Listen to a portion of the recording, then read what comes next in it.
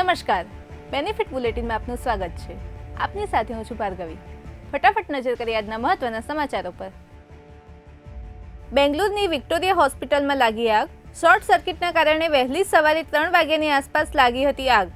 26 દર્દીઓને કાઢવામાં આવ્યા બહાર. ગાંધીનગરમાં સેક્ટર 1ના સર્કલ ચ0 પાસે ખાડામાં પડતા બાળકીનું થયું મૃત્યુ. ગાંધીનગર ફાયર વિભાગને કોલ મળતા પહોંચી ઘટના સ્થળે. મહાનગરપાલિકાની ઘોર બેદરકારી આવી સામે. અમદાવાદમાં નારોલમાં બોમ્બે હોટલ પાસે BRTS સ્ટોપના વર્કશોપ પાસે થયો અકસ્માત. એક પેટ્રોલ ટેન્કર દ્વારા કરવામાં આવ્યો હતો અકસ્માત. ટેન્કર ડ્રાઈવરે બાકડા પર બેઠેલા એક વ્યક્તિને મારી ટક્કર. એક વ્યક્તિને ગંભીર ઈજા થતા હોસ્પિટલ ખાતે ખસેડ્યા બાદ થયું મૃત્યુ. ટ્રાફિક પોલીસ દ્વારા ટેન્કર ડ્રાઈવરની કરાઈ અટકાયત. રાજકોટમાં નાણાવટી ચોકમાં આવેલી અતુલ બેકરીનું આઉટલેટ આવ્યું વિવાદમાં. ગ્રાહકે વાસી કેકનો બનાવ્યો વિડીયો. આ સિવાય ચોકોપોપના પેકેટ લીધા તે પણ નીકળ્યા એક્સપાયર ડેટવાળા. ગ્રાહકે નાણાં પરત માંગ્યા તો ઉદ્ધાઈપૂર્વક મળ્યો જવાબ.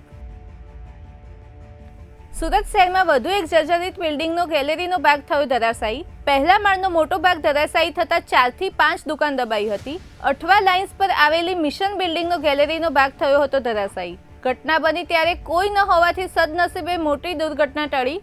મેટ્રોની કામગીરી દરમિયાન જમીન વાઇબ્રેટ થતા ઘટના બની હોવાનો આક્ષેપ. આ હતા ત્યાં સુધીના મહત્વના સમાચાર.